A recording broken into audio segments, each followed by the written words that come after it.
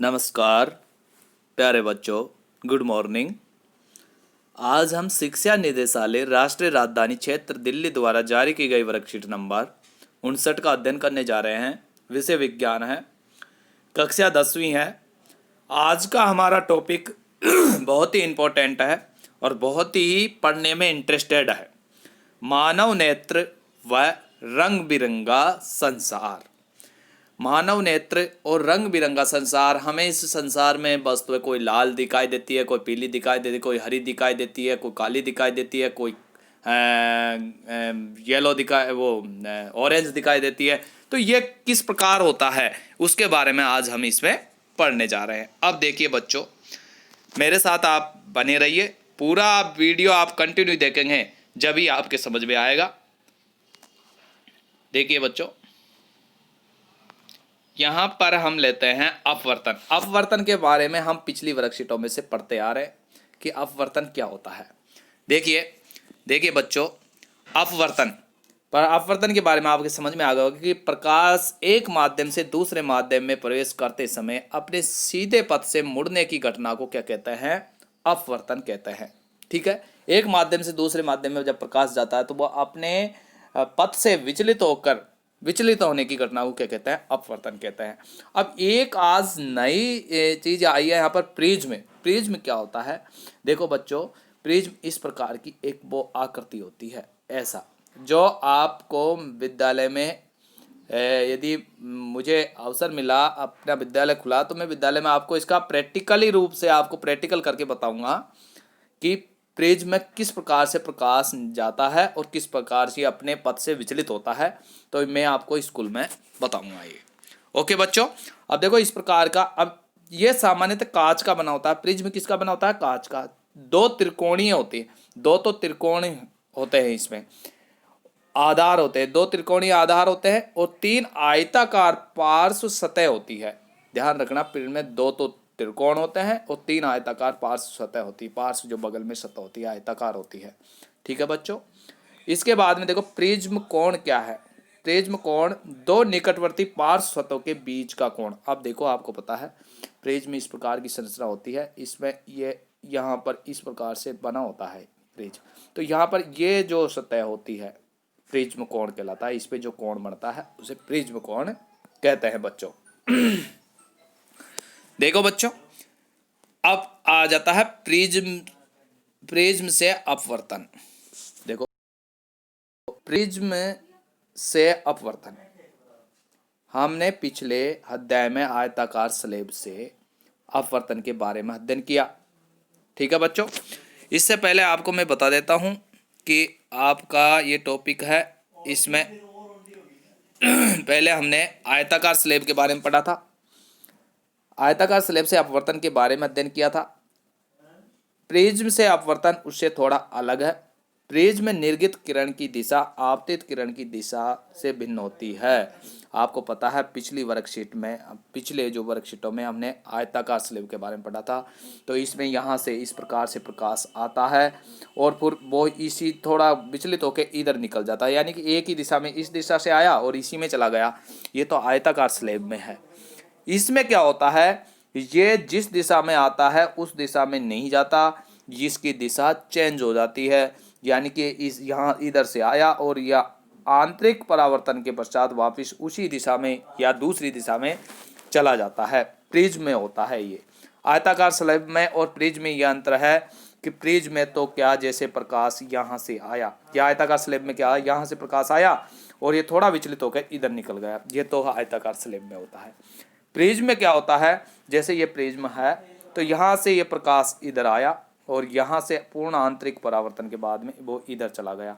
तो इसकी दिशा एक नहीं हुई ना, ये तो जा रहा है इधर और ये इधर चला। तो इसमें दिशा सेम नहीं होती, अलग दिशा में प्रकाश परावर्तित हो जाता है, अपवर्तित हो जाता है। ओके बच्चों, अब देखिए हम बढ़ते हैं आगे। इसमें देखो प्रिज्म से अपवर्तन उससे थोड़ा अलग है। प्रिज्म में निर्गत किरण की दिशा आपतित किरण की दिशा से भिन्न होती है। इस कारण प्रिज्म से अपवर्तन के दौरान एक और रोचक घटना होती है। अब देखो बच्चों, ये ध्यान पूर्वक देखिए आप, ये आरेख दिखाई दे रहा है ना आपको, इसमें देखो ये आपतित किरण है, यहाँ आ गई, ठीक है। यहाँ पर इसमें पूर्ण आंतरिक परावर्तन होता है। क्या होता है, इसे क्या कहते हैं, पूर्ण आंतरिक परावर्तन। क्या कहते हैं, पूर्ण आंतरिक, मैं लिख देता हूं, पूर्ण आंतरिक परावर्तन। क्या है ये, पूर्ण आंतरिक परावर्तन। यहाँ पर क्या घटना होती है, पूर्ण आंतरिक परावर्तन होता है, और फिर यह निर्गित, और फिर यहाँ से ये इधर चला जाता है, यानी दिशा चेंज हो गई ना इसकी, फिर विचलित होकर ये निर्गित इधर इस प्रकार से चला जाता है। ये घटना प्रिज्म में होती है। ये इसके बारे में आज हम पढ़ेंगे। तो ये आरेख आपके समझ में आ गया कि यहाँ से ये देखो, ये आपतित किरण है और ये निर्गित किरण है। विचलन कोण, ये विचलन कोण है। विचलन कोण कहाँ पर है, ये विचलन कोण है। इसे ही विक्षेपण कोण भी कहते हैं। क्या कहते हैं, विचलित या विक्षेपण कोण। आपके आगे क्वेश्चन में पूछा जाएगा विक्षेपण कोण क्या होता है, तो ये विक्षेपण कोण है। क्या है, इसे ही विक्षेपण कोण कहते हैं। अब ये प्रकाश की तरंग दैर्ध्य के आधार पर कम और अधिक विक्षेपण कोण हो सकता है। ओके बच्चों, अब देखो हम आगे बढ़ते हैं। यहाँ पर देखो ये, हाँ, ये विचलन कोण या विक्षेपण कोण। अब देखो ये इसमें और दिखा रखा है, ये आपतित किरण है और यहाँ पर पूर्ण आंतरिक परावर्तन होता है। अब और ये निर्गित हो जाता है, तो यहाँ पर जो ये कोण बनता है इसे विचलन कोण भी कहते हैं और विक्षेपण कोण भी कहते हैं। क्या कहते हैं, इसमें कंफ्यूज मत होना आप, विचलन कोण या विक्षेपण कोण। विचलित होने को, जितना वो किरण कितनी विचलित होती है वही विक्षेपण कोण कहलाता है। ओके बच्चों, अब आगे बढ़ते हैं हम। देखिए अब देखो, ये बहुत ही इंटरेस्टेड टॉपिक है। आपने इंद्रधनुष सभी ने देखा होगा, कैसे बनता है वो आज मैं आपको बताता हूँ। किस प्रकार से अलग अलग रंग हमें दिखाई देते हैं, अलग अलग वस्तुएं संसार में अलग अलग रंग की क्यों दिखाई देती है, ये मैं आपको बताता हूँ। देखिए विक्षेपण, सूर्य का श्वेत प्रकाश जब प्रिज्म से होकर गुजरता है तो प्रिज्म श्वेत प्रकाश को 7 अवयवी रंगों में बांट देती है। इसे कहते हैं विबग्योर। देखो क्या कहते हैं, विबग्योर। ये याद करने का तरीका है, इस प्रकार से ये रंग इंद्रधनुष में रंग दिखाई देते हैं, इस प्रकार से दिखाई देते हैं। आपको पता है लाल रंग सबके ऊपर दिखाई देता है, बैंगनी रंग, वॉयलेट बैंगनी रंग सबसे नीचे दिखाई देता है ना। देखना इंद्रधनुष में आप कभी इंद्रधनुष बने तो आप देखना बैंगनी रंग नीचे, यानी कि साइड में एक तरफ तो होता है बैंगनी रंग, एक तरफ होता है लाल रंग। लाल रंग ऊपर होता है, बैंगनी रंग नीचे होता है। तो वॉयलेट बैंगनी, इंडिको जामुनी, ब्लू नीला, ग्रीन हरा, येलो पीला, ऑरेंज नारंगी और रेड लाल होता है। ओके बच्चों, याद करने का तरीका है विबग्योर याद रखना बच्चों, इससे आपको ये पता रहेगा। अब देखो बच्चों यहाँ पर देखो, ये देखो रेड, ये लाल रहा, ये फिर ऑरेंज आ गया, फिर येलो आ गया, फिर ग्रीन आ गया, फिर ब्लू आ गया, फिर वॉयलेट नीला आ गया। ओके बच्चों, अब देखो यहाँ दे रखा है श्वेत प्रकाश को 7 अवयवी रंगों में, वॉयलेट में, इंडिगो में, ब्लू में, ग्रीन में, येलो में, ऑरेंज नारंगी में, रेड में विभक्त कर देता है। इस प्रक्रिया को विक्षेपण कहते हैं। यानी कि श्वेत प्रकाश को 7 रंगों में विभाजित करने की प्रक्रिया को क्या कहते हैं, विक्षेपण कहते हैं। जो उनकी तरंग दैर्ध्य के आधार, जिसकी तरंग दैर्ध्य अधिक होती है वो कम विचलित होता है, जिसकी तरंग दैर्ध्य कम होती है वो अधिक विचलित होता है। तो यहाँ पर लाल रंग की तरंग दैर्ध्य सबसे अधिक होती है, वो कम विचलित होता है, और वॉयलेट बैंगनी रंग की तरंग दैर्ध्य कम होती है, वो सबसे अधिक विचलित होता है। अब देखो आप, जब भी आपको पता खतरे की जो संकेत होते हैं रेड होते हैं, क्यों होते हैं कि वो रंग हमारे कम विचलित होता है और हमारी आंखों तक आ सके, इस वजह से रेड रंग का प्रयोग किया जाता है। खतरे के जो संकेत होते हैं ना, जो जो रोडों पे लगे होते हैं, कहीं भी इंडिकेटर होता है, लाल रंग कलर का लाइट जलती है, क्यों, क्योंकि वो विचलित कम होता है और हमें सटीक उसकी पहचान हो जाती है। ओके बच्चों, इस प्रक्रिया को विक्षेपण कहते हैं। अब विबग्योर इन रंगों को क्रम में याद रखने की युक्ति है। मैंने बताया ना अभी आपको, विबग्योर इनको क्रम में याद रखने की एक युक्ति है, एक ट्रिक है। अवयवीकरण वर्णों को इस बैंड को, अवयवी कणों के इस बैंड, जो इस प्रकार का ये जो स्पेक्ट्रम प्राप्त होता है ना, ये बैंड प्राप्त होता है, इसे हम क्या कहते हैं, स्पेक्ट्रम कहते हैं। यानी अवयवी वर्णों का इस क्रम को हम स्पेक्ट्रम कहते हैं। ओके बच्चों, अब देखो स्पेक्ट्रम के बारे में थोड़ा और बता देता हूं मैं आपको। स्पेक्ट्रम बनने का कारण क्या है? सूर्य का श्वेत प्रकाश 7 रंगों से बना होता है। हर रंग का अपना अपना तरंग दैर्ध्य होता है। आपको पता है सूर्य का श्वेत प्रकाश जब प्रिज्म से गुजरता है तो उसमें उपस्थित सभी वर्ण अलग अलग कोण पर मुड़कर प्रिज्म से निर्गत होते हैं।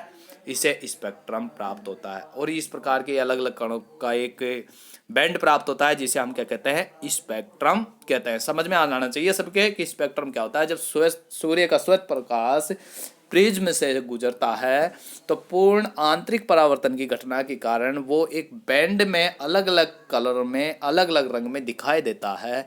उस घटना को हम स्पेक्ट्रम कहते हैं। और अब देखिए बच्चों, आपके दिमाग में एक बात आती होगी कि हमें संसार में कोई वस्तु किस प्रकार लाल दिखाई देती है, कोई पीली दिखाई देती है, कोई हरी दिखाई देती है, क्यों देती है? तो मैं बता देता हूँ कि हमारी आंख जो वो वस्तु कौन से 7 रंगों में से वो 6 को तो अवशोषित कर लेती है और एक को वो परावर्तित कर देती है। जिस रंग को वो परावर्तित करती है उस रंग की वो दिखाई देती है। इस वजह से आपको पता है इसमें से काली वस्तु होती है, जो काली वस्तु हमें दिखाई देती है वो सभी रंगों को अवशोषित कर लेती है, इस वजह से वो काली दिखाई देती है। पता है आपको? तो जो संसार में जिस प्रकार की वस्तु दिखाई देती है वो उसी रंग को परावर्तित करती है, इस वजह से हमें रंग बिरंगा संसार दिखाई देता है। अब देखो बच्चों, यहाँ पर बहुत ही इंपॉर्टेंट चीज़ है जो मैंने आपको पहले ही बता चुका हूँ कि लाल रंग का तरंग दैर्ध्य सबसे अधिक होता है। तरंग दैर्ध्य आप जानते हो, पिछली कक्षा में आपने पढ़ा है। तरंग दैर्ध्य सबसे अधिक होता है, ये सबसे कम मुड़ता है। जिसका तरंग दैर्ध्य सबसे अधिक होता है वो सबसे कम मुड़ता है। इसी वजह से खतरे के चिन्हों का में लाल रंग का प्रयोग किया जाता है। बैंगनी रंग का तरंग दैर्ध्य सबसे कम होता है, ये सबसे अधिक मुड़ता है। ओके बच्चों, जब भी तो आपको पता लाल सबसे ऊपर और बैंगनी सबसे नीचे होता है। अब देखिए आपको एक और बता देता हूँ, विचलन कोण के बारे में लगे हाथों आपको बता देता हूँ विचलन कोण क्या होता है। ये विक्षेपण कोण है। विचलन कोण विक्षेपण कोण है। कौन सा कोण है? विक्षेपण कोण है। ओके, ये तरंग दैर्ध्य पर निर्भर है। यदि तरंग दैर्ध्य अधिक होगा तो विक्षेपण कम होगा। जैसे लाल रंग का तरंग दैर्ध्य अधिक है तो विक्षेपण कोण कम बनेगा। यदि अधिक तरंग दैर्ध्य कम है, यदि तरंग दैर्ध्य जैसे बैंगनी का कम है तो विक्षेपण कोण अधिक बनेगा। समझ में आ गया आपके? अब देखो बच्चों, हम यहाँ चलते हैं इंद्रधनुष कैसे बनता है। इंद्रधनुष सभी ने देखा है ना, कब बनता है इंद्रधनुष? बरसात के दिनों में। ओके बच्चों, अब देखो हम देखते हैं इंद्रधनुष। इंद्रधनुष में 7 रंग दिखाई देते हैं, सबको पता है। ये एक प्राकृतिक स्पेक्ट्रम है। ये क्या? प्राकृतिक स्पेक्ट्रम है। आपको मैंने बताया था कि श्वेत प्रकाश का जब प्रिज्म से गुजरता है तो आपको पता पानी की जो बूंदें होती है वो इस प्रकार की होती है ना, पानी की बूंदें इस प्रकार की होती है। तो ये एक प्रिज्म सी बन जाती है, प्रिज्म के आकार की होती है। तो जब इसमें से सूर्य का प्रकाश आया तो ये इस प्रकार से विचलित हो जाता है, होता है ना। तो इस प्रकार से उसमें 7 रंग दिखाई देते हैं। तो पानी की बूंदों में जैसे बरसात बरसती है, रुकते ही उसमें इंद्रधनुष बन जाता है ना, तो वो पानी की बूंदें जो आकाश में रहती है उसमें इंद्रधनुष की प्रक्रिया होती है, वो प्रिज्म का आकार ले लेती है और एक स्पेक्ट्रम प्राप्त होता है जिसमें 7 रंग दिखाई देते हैं और विबग्योर के क्रम में वो लगे होते हैं। अब देखिए इंद्रधनुष क्या है, पूछ लिया जाए इंद्रधनुष के बारे में बताइए। तो इस इंद्रधनुष एक प्राकृतिक स्पेक्ट्रम है। यह वायुमंडल में उपस्थित जल की बूंदों द्वारा सूर्य के प्रकाश का विक्षेपण होने पर उत्पन्न होता है। ठीक है, जल की छोटी बूंदें प्रिज्म की तरह कार्य करती है। मैंने बता दिया आपको कि प्रिज्म की तरह कार्य करती है। जब सूर्य का प्रकाश इन बूंदों में प्रवेश करता है तब अपवर्तित और पूर्ण आंतरिक परावर्तन वह विक्षेपित होता है। अपवर्तित होता है, विक्षेपित होता है, फिर पूर्ण आंतरिक, अपवर्तित होने पर विक्षेपित होगा और फिर पूर्ण आंतरिक परावर्तन होता है। उसके पश्चात फिर विक्षेपित होकर जल की बूंद से निर्गित होता है, होते हुए इंद्रधनुष का निर्माण करता है और 7 रंग बनते हैं। अब मैं आपको बता देता हूँ, देखो किस प्रकार से 7 रंग बनते हैं। ये इंद्रधनुष आपके इसमें वर्कशीट में दे रखा है। देखिए बच्चों, इस प्रकार से ध्यानपूर्वक देखना, मैं आपको अच्छी तरह समझा दूंगा, कभी भूलेंगे नहीं आप, मेरा वीडियो देखते रहिए।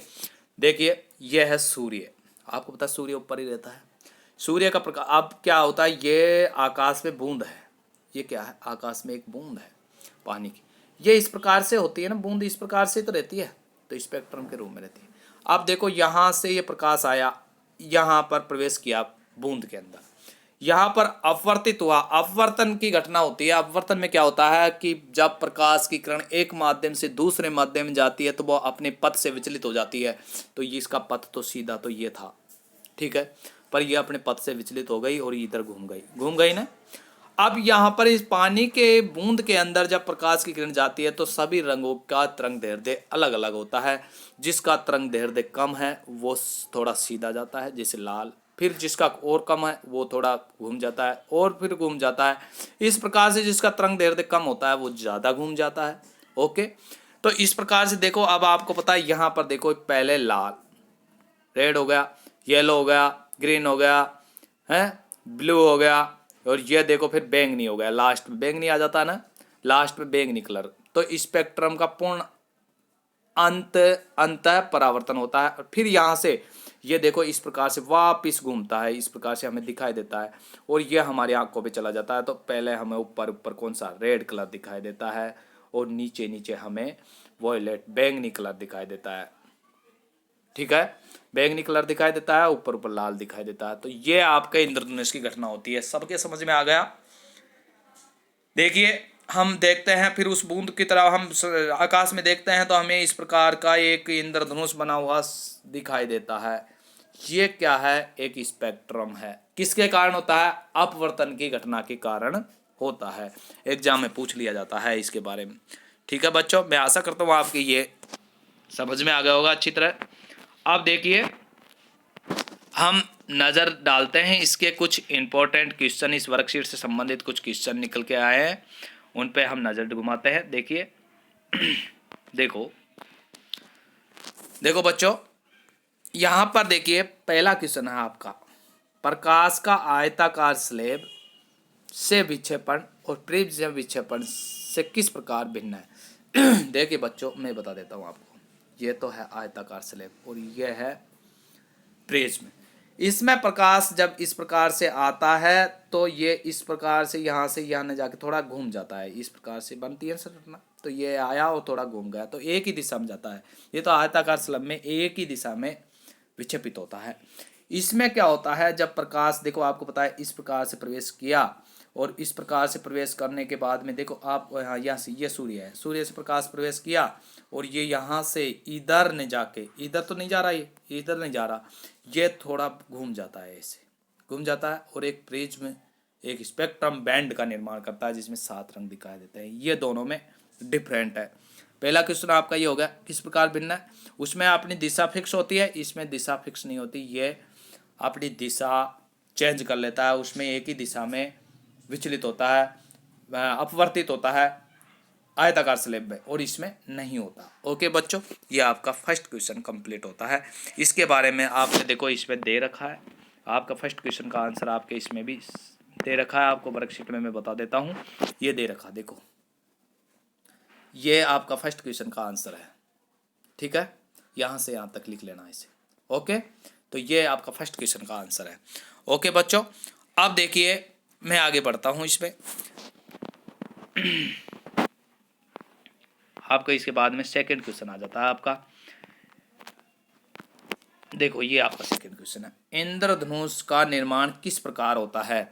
बच्चों मैंने बता दिया आपको कि इंद्रधनुष में एक आंतरिक परावर्तन होता है और उसमें अपवर्तन के बाद में आंतरिक परावर्तन होता है, फिर अपवर्तन होता है, इसके कारण इंद्रधनुष का निर्माण होता है। ये प्रक्रिया पूरी आपकी इस क्वेश्चन में दे रखी है 2, यहाँ से यहाँ तक, और ये डायग्राम इसका ये बना देना, ये आपका इसमें इंद्रधनुष का निर्माण बताया गया है। जो मैंने बताया आपको कि इसमें अपवर्तन की घटना होती है, विक्षेपित होता है, फिर आंतरिक परावर्तन होता है, फिर विक्षेपित होकर जल की बूंद से निर्गित होता है। इस कारण से हमें एक स्पेक्ट्रम प्राप्त होता है जिसमें 7 रंग दिखाई देते हैं। यह आपका सेकंड क्वेश्चन हो गया कंप्लीट। फिर है लाल रंग का तरंगदैर्ध्य सबसे अधिक होता है। क्या है? लाल रंग का तरंगदैर्ध्य सबसे अधिक होता है, ये अधिक होता है। बैंगनी रंग का तरंगदैर्ध्य सबसे कम होता है, इस वजह से ये अधिक विचलित होता है। ये क्वेश्चन आपका देखो, थर्ड क्वेश्चन आपका ये दे रखा है यहाँ पर, यहाँ से यहाँ तक। ओके ओके बच्चों, अब देखिए हम आगे बढ़ते हैं, इसमें फोर्थ क्वेश्चन की ओर बढ़ते हैं। फोर्थ क्वेश्चन आपका यह है, किसी प्रिज्म का विक्षेपण कोण किसे कहते हैं? अब देखिए बच्चों, मैं आपको बता देता हूँ, यह है प्रिज्म। ओके, यहाँ से सूर्य का प्रकाश आया और सूर्य का प्रकाश आया, यहाँ आंतरिक परावर्तन हुआ, ठीक है, और ये इस प्रकार से घूमता है। तो इस घटना को हम क्या कहते हैं? जो यहाँ पर ये जो कोण बनता है, इसे हम विक्षेपण कोण कहते हैं। क्या कहते हैं? विक्षेपण कोण कहते हैं। ये कोण जितना अधिक बनेगा वो उसका तरंगदैर्ध्य उतना कम होगा। यदि विक्षेपण कोण जितना कम बनेगा उसका तरंगदैर्ध्य अधिक होगा। इसके बारे में आपको यहाँ पर अच्छी तरह समझा रखा है। देखिए देखिए बच्चों, ये देखो आप, ये देखो, ये विक्षेपण है, इसे विक्षेपण कोण भी कह सकते हैं हम, विक्षेपण कोण। यहाँ पर अब देखो, विचलन कोण, विचलन कोण को ही विक्षेपण कोण कहते हैं। मैंने आपको बता दिया, विक्षेपण विचलन कोण को ही हम, ये विचलन कोण है, इसको ही विक्षेपण कोण कहते हैं। क्या कहते हैं? विक्षेपण कोण कहते हैं इसे। ओके, ठीक है, ये तरंगदैर्ध्य है। अब ये तरंगदैर्ध्य यदि जितना अधिक होगा, देखो अब मैं यहाँ पर लिख सकता हूँ विक्षेपण कोण समानुपाती तरंगदैर्ध्य, ठीक है। तरंगदैर्ध्य जितना अधिक होगा विक्षेपण कोण उतना कम होगा। ये अधिक होगा तो ये कम होगा, और ये कम होगा तो ये अधिक होगा। तो सबसे अधिक तरंगदैर्ध्य रेड का होता है, तो विक्षेपण कोण सबसे कम किसका होता है? लाल रंग का। इस वजह से खतरे के चिन्ह के रूप में इसका उपयोग किया जाता है। सबसे अधिक विक्षेपण कोण किसका बनता है? बैंगनी रंग का। ओके बच्चों, तो इस प्रकार से ये आपका विक्षेपण कोण है। तो ये आपका फोर्थ क्वेश्चन हो गया। फोर्थ क्वेश्चन को आप इसको समझ सकते हो, ये है फोर्थ क्वेश्चन आपका। ओके बच्चों, इस प्रकार से ये आपकी वर्कशीट कंप्लीट होती है। मैं आशा करता हूँ सभी बच्चों के समझ में आ गया होगा। जिस बच्चे ने मेरे इस वीडियो को शुरू से एंड तक ध्यानपूर्वक देखा है, उसके सभी समझ में आ गया होगा। अब आपको थोड़ा सा मैं ये बता देता हूँ कि ये देखो, इसमें बैंड दिखाई दे रहा है आपको, ये विक्षेपण कोण से संबंधित ही है। ये देखो, ये आपको स्पेक्ट्रम है। रेड में आपको पता है, ये देखो विक्षेपण कोण कम बन रहा है ना, सीधा निकल रहा है। इसमें थोड़ा अधिक, देखो ये क्या सीधा निकल रहा है। तो यहाँ पर क्या है? इसका तरंगदैर्ध्य जानते हो ना आप, ये तरंगदैर्ध्य। तो उसके मध्य में जो सबसे अधिक तरंगदैर्ध्य किसका होता है? देखो ये प्रास, इसकी सबसे अधिक होती है रेड की, फिर कम होती चली गई, फिर कम होती गई। सबसे कम तरंगदैर्ध्य किसका होता है? वॉयलेट, बैंगनी का। ओके बच्चों, तो इस प्रकार से जिसका तरंगदैर्ध्य कम होता है वो अधिक विक्षेपित होता है, और जिसका तरंगदैर्ध्य अधिक होता है वो कम विक्षेपित होता है। इससे ये हमें मालूम पड़ता है। देखो बच्चों, मैं आशा करता हूँ आपके सभी के ये वर्कशीट्स बिल्कुल समझ में आ गई होगी। फिर भी यदि किसी बच्चे को किसी प्रकार की कोई डाउट है तो कमेंट बॉक्स में लिखे, या मेरे पर्सनल व्हाट्सएप नंबर पर मेरे से अपनी डाउट क्लियर करे। और जिसने मेरा चैनल अभी सब्सक्राइब नहीं किया है वो सब्सक्राइब करे। धन्यवाद प्यारे बच्चों, आप ध्यानपूर्वक पूरे वीडियो को देखिए, उसके बाद में इस वर्कशीट को हल कीजिए।